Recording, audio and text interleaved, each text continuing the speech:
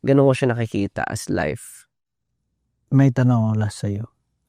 So, at our age, kasi ganito tayo, medyo career pa yung isip natin.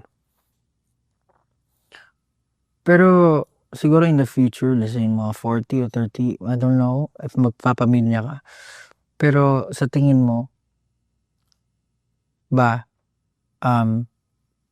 let's say, sa lahat ng ginagawa mo ngayon, sa mindset mo and everything, pag nagkaroon ka ng sarili mong anak, anong klaseng ama ka or anong sa tingin mo na yung pinaka paano mo siya aalagaan? Paano mo ipe-present yung mundo sa kanya? Parang ganun. Kasi knowing na parang hindi ka lumaki ka sa isang broken family. Kasi yun yung lagi, meron akong kaklase dati na never niya daw papatawaran yung tatay niya pag nakita niya. Pero paano pag ikaw, kapag hindi mo kasi pinatawad, parang ang hirap maging tatay din. So, ikaw, paano pag nagkaanak ka na ng sarili mo? Paano mo ipapresent yung mundo sa kanya? Paano ka tatayo beside him? Parang, Ako, pag nagkaanak ako, ang gusto ko lang naman hindi niya makuha yung stress na nakukuha ko.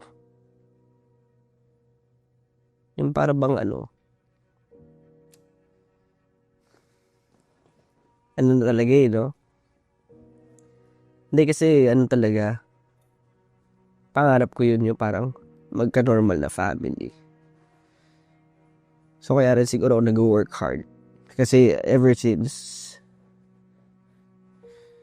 naging mahirap sa akin kunin para sa akin lahat. Ultimo pagkain, nutrisyon, paghiga, peace of mind.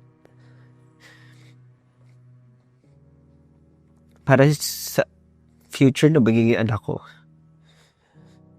hindi niya mararanasan lahat. Hindi niya kailangan na-experience yung kahirap, yung trauma.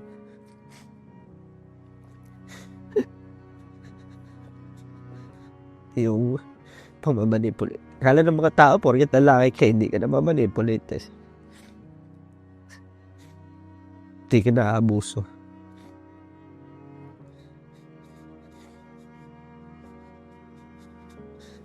Pero yun, gusto ko lang na magawa niya kung ano yung gusto niya, yung maging kontento siya. Yung parang hindi niya kailangan intindihin kung ano yung, hindi niya kailangan intindihin yung pressure. Of course, iti-teach ko lahat ng pwede ko i-teach, pero hindi niya kailangan sumunod sa yap ako kung hindi niya gusto. Yun sa akin. Hindi niya kailangan i-bear lahat. Kasi binibear ko nga lahat para in the future. Alam mo yun? For sure naman makita ng bata na or yung family ko na kaya ko and masaya kami. Gusto ko lang talaga mabibigay yung full attention ko. Siguro pag nagka-family ako, doon mag-iiba ng konti yung mga gusto kong gawin. Kasi gusto ko lang na normal. Gusto ko lang na may love, may respeto para sa bata and sa magulang without having them to force it. Alam mo yan. Give them what they need and malagaan ko lang na maayos yung magiging future family ko. Hindi naman, well, minsan may pagka-fancy rin, gano'n. Pero at least, masasabi ko na sa akin mismo ako, nag-work hard ako para maibigay lahat yun.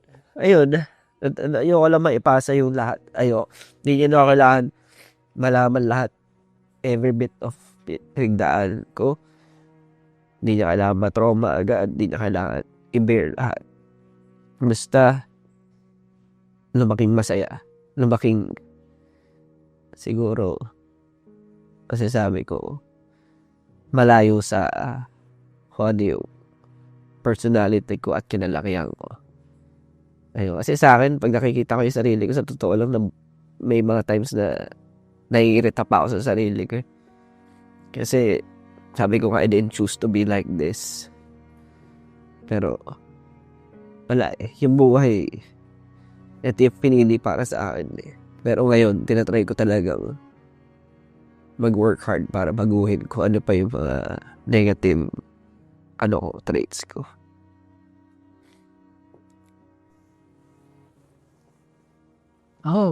Gusto ko sabihin, I don't know, pero cringe man. Proud ako sa narating mo ngayon.